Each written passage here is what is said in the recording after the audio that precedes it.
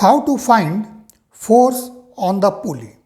पुली mass system problem मान लीजिए आप सॉल्व कर रहे हैं और उसमें किसी पार्ट में पूछा गया है कि find the force on the पुली। ठीक है, सो बहुत सिंपल है पुली पर फोर्स निकालना। देखिए पुली पर फोर्स निकालने के लिए हम लोग क्या करेंगे, सबसे पहले पुली मास सिस्टम, ये तो सिंपल है, ठीक है, या कितना भी कॉम्प्लिकेटेड हो आपको सबसे पहले उसको सॉल्व करना है। ठीक है, कांस्टेंट रिलेशन बना के, इक्वेशन बना के आपको उसको सॉल्व कर देना है। ठीक है, सॉल्व करने के बाद जो आपका टेंशन आएगा आपको उसको यूज़ करना है पुली पर फोर्स निकालने के लिए, because tension is a kind of force, ये एक तरह का फोर्स है। ठीक है, टाइप ऑफ फोर्स है। ठीक है, सो पुली पर क्या है, देखिए जैसे इस पुली पर अगर लीजिएगा, सो इस पुली पर एक टेंशन इस डायरेक्शन में है, एक टेंशन इस डायरेक्शन में, मान लीजिए टी है। ठीक है, आपने इसको सॉल्व किया, टेंशन निकाला।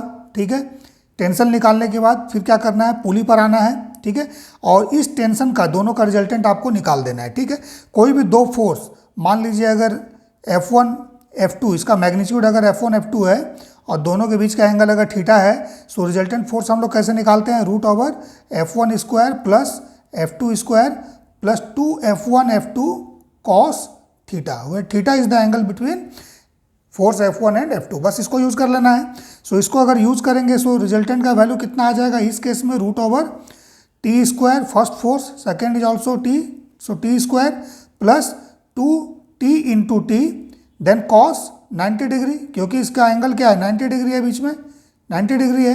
सो 90 डिग्री अगर, सो कॉस 90 डिग्री का वैल्यू 0। सो अगर ये 0 हो गया सो आपका रिजल्टेंट क्या आ जाएगा, root over 2t square, that is root 2 times T, ये आपका रिजल्टेंट होगा। ठीक है, अब दोनों फोर्स देखिए सेम है, बोथ फोर्सेज आर इक्वल। ठीक है, सो इक्वल फोर्स का रिजल्टेंट क्या होगा, बीचों बीच होगा। सो फोर्स किस पर लगेगा, इस रड पे जिस पर ये पुली फिक्स है। ठीक है, जिस पर ये पुली फिक्स है और रोटेट कर रहा है। ठीक है, सो इस पर लगेगा, सो ये रूट 2t का डायरेक्शन हो जाएगा। ठीक है, सिमिलरली इसमें भी सॉल्व कर लेना है।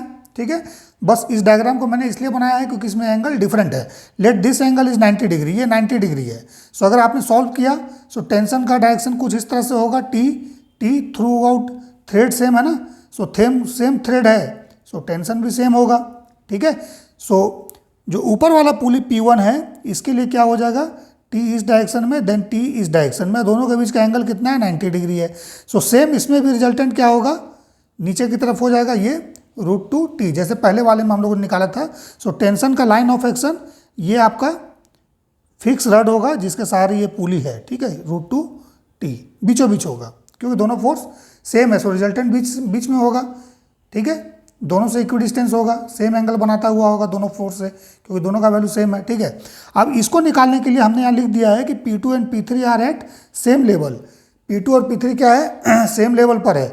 तो जब ये सेम लेवल पर होगा बच्चों, सो देखिए इसको हम लोग इस तरह से मिला सकते हैं। सो इस लाइन को जब ज्वाइन करेंगे सो ये एंगल 90 डिग्री आएगा, ये भी एंगल 90 डिग्री आएगा, और जब ये एंगल 90 डिग्री है सो इस ट्राइंगल में हम लोग जब आएंगे, इस ट्राइंगल में, सो ये तो 90 डिग्री हमने लिख दिया है, सो 90 डिग्री है, सो ये कितना हो जाएगा 45 डिग्री, और ये भी हो जाएगा 45 degree. So that 90 plus 45 plus 45 180 degree इस ट्राइंगल का इंटरनल एंगल का सम हो जाएगा। ठीक है, सो ये वाला एंगल कितना हो जाएगा इस पुली पर, सो देख लीजिए यहाँ पर इस तरह से हम बना दे रहे हैं, ये टी इस डायरेक्शन में, टी यहाँ नीचे हो गया, और ये जो एंगल है ये 90 प्लस 45 135 डिग्री हो जाएगा। ठीक है, सो सेम जब रिजल्टेंट इस केस में निकालेंगे so root over T square, ठीक है, plus T square plus 2t into T square into यहाँ पर कॉस ऑफ 135 डिग्री आएगा। ठीक है, अब कॉस 135 डिग्री क्या होगा, सो लिख देता हूँ, कॉस 135 डिग्री ये हो जाएगा minus cos 45 degree, so that means -1/√2। ठीक है, सो जब यहाँ पर माइनस पुट करेंगे सो देखिए रिजल्टेंट क्या आ जाएगा, इट इज रूट ओवर, ये तो हो गया 2t स्क्वायर। ठीक है, देन यहाँ पर -2 इंटू टी स्क्वायर इंटू 1/√2।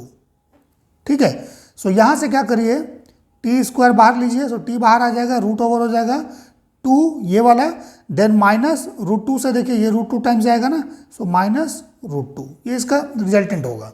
ठीक है, और लाइन ऑफ एक्शन क्या होगा, फिर बीचों बीच हो जाएगा। ठीक है, मीन्स इस पर,